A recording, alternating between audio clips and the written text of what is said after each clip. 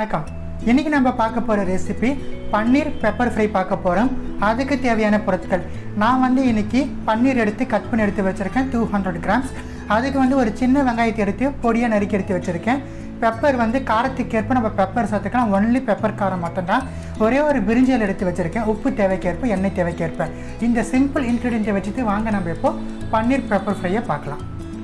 பன்னீரை ஒரு பிளேட்டில் ட்ரான்ஸ்ஃபர் பண்ணியிருக்கேன். இதில் நம்ம எடுத்து வச்ச பெப்பரில் பாதி ரேஷியோ பெப்பரை பன்னீரில் ஆட் பண்ணிடலாம். இது கூடவே நம்ம பன்னீருக்கு தேவையான சால்ட் வரைக்கும் நம்ம ஆட் பண்ணிக்கலாம்.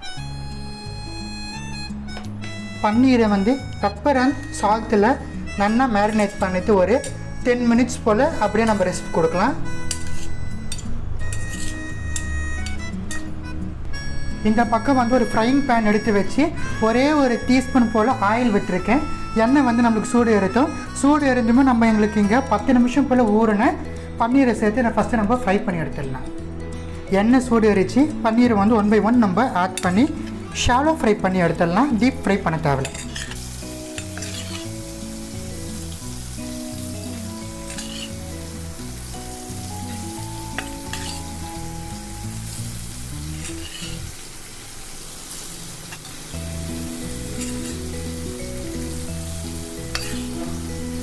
பன்னீரை மட்டும் 1 by 1 ஆட் பண்ணுங்கள். அப்போ தான் நம்மளுக்கு பன்னீர் ஒவ்வொன்றுமே நல்லா ஃப்ரை ஆகும். அந்த பெப்பர் ஃப்ளேவர் நம்மளுக்கு நல்லா ஜெல் ஆகிட்டு வரும். அதுக்காக நம்ம முன்னாடியே பன்னீரை மேரினேட் பண்ணி ஃப்ரை பண்ணுறோம் பெப்பரில்.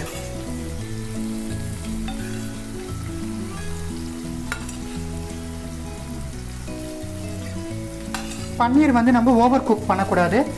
லைட்டாக ஷாலோ ஃப்ரை பண்ணி நம்ம எடுத்துடலாம்.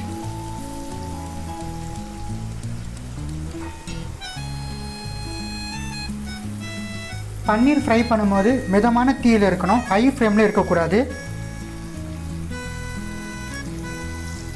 இதை நம்ம திருப்பி விட்டுடலாம்.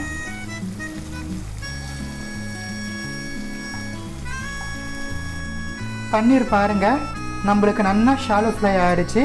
இவ்வளோ மொத்தம் நம்மளுக்கு ஃப்ரை ஆனால் போதும். பன்னீர் சேர்த்து நம்ம மறுபடியும் ஒரு பிளேட்டுக்கு நம்ம ட்ரான்ஸ்ஃபர் பண்ணிடலாம். சேம் ஆயிலே நம்ம ஃபர்தர் ப்ராசஸ் பார்க்கலாம். எடுத்து வச்ச பே லீஃப் ஒன்றே ஒன்று சேர்த்துக்கலாம். ஸ்பைசஸில் பே லீஃப் வரைக்கும் போதும். உங்களுக்கு எக்ஸ்ட்ரா வேணும்னா நீங்கள் கிராம்பு, ஏலக்காய் கூட சேர்த்துக்கலாம். நான் வெறும் பே லீஃப் மட்டும் சேர்க்குறேன்.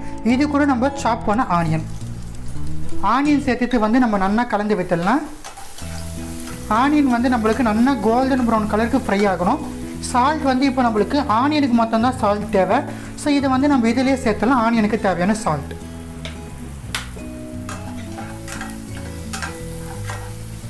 ஆனியன் நல்லா ஃப்ரை ஆகட்டும்.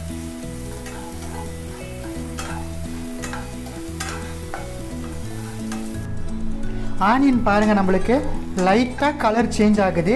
இந்த ஸ்டேஜில் நான் ரிமைனிங் வச்ச பெப்பர் ஆட் பண்ணிடுறேன். ஆனியன்லேயே நம்மளுக்கு பெப்பருடைய அந்த ரா ஸ்மெல் நம்மளுக்கு போகணும். அதே நேரத்தில் ஆனியன் இன்னும் கூட நம்மளுக்கு கொஞ்சம் வதங்கணும். ரொம்பவே சிம்பிளான ரெசிபி இது. ரொம்ப கலக்கலான டேஸ்ட்டில் இருக்கும். தோசைக்கு, சப்பாத்திக்கு, சாதத்துக்கெலாம் நல்லாவே ஜெல் ஆகும். இந்த பெப்பர் ஃப்ரை நம்மளுக்கு எல்லாருமே விரும்பி சாப்பிடக்கூடிய ஒரு ரெசிபி இது.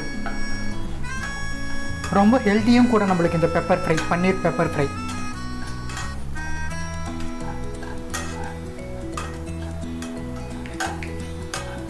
ஸோ ஆனியன் பாருங்கள், நம்மளுக்கு நல்லா வதங்கிடுச்சு. இவ்வளோ மொத்தம் நம்மளுக்கு ப்ரௌனிஷ் வந்தால் போதும். ரொம்ப ப்ரௌனும் நம்மளுக்கு வர தேவையில்ல. அப்புறம் ஒரு மாதிரி கசப்பு தன்மை கொடுத்துரும். ஏன்னா நம்ம ஃபர்தராக எந்த ஒரு இன்க்ரீடியன்ஸும் ஆட் பண்ண போகிறதில்ல. இந்த ஸ்டேஜில் நம்ம ஷாலோ ஃப்ரை பண்ணி எடுத்த பன்னீர்ஸை நம்ம ஆட் பண்ணிடலாம். பன்னீர்ஸை சேர்த்துட்டு நல்லா கலந்து விட்டணும். ஆனியனு கூட தக்காளிலாம் சேர்க்கவே கூடாது. வெறும் ஆனியன் மட்டும் தான் இந்த ரெசிபிக்கு.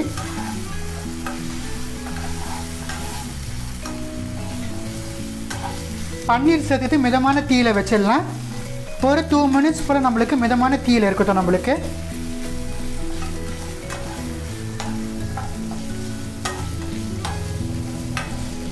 ஸோ 2 மினிட்ஸ் போல் நம்மளுக்கு மிதமான தீயில் நம்மளுக்கு பன்னீர் வேகட்டும். 2 மினிட்ஸ் ஆகிடுச்சு.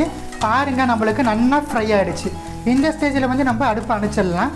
கலக்கலான பன்னீர் பெப்பர் ஃப்ரை நம்மளுக்கு தயாராகிடுச்சு. ரொம்ப சுவையான பன்னீர் பெப்பர் ஃப்ரை உங்களுக்காக வேண்டி நான் செஞ்சு காமிச்சிருக்கேன்.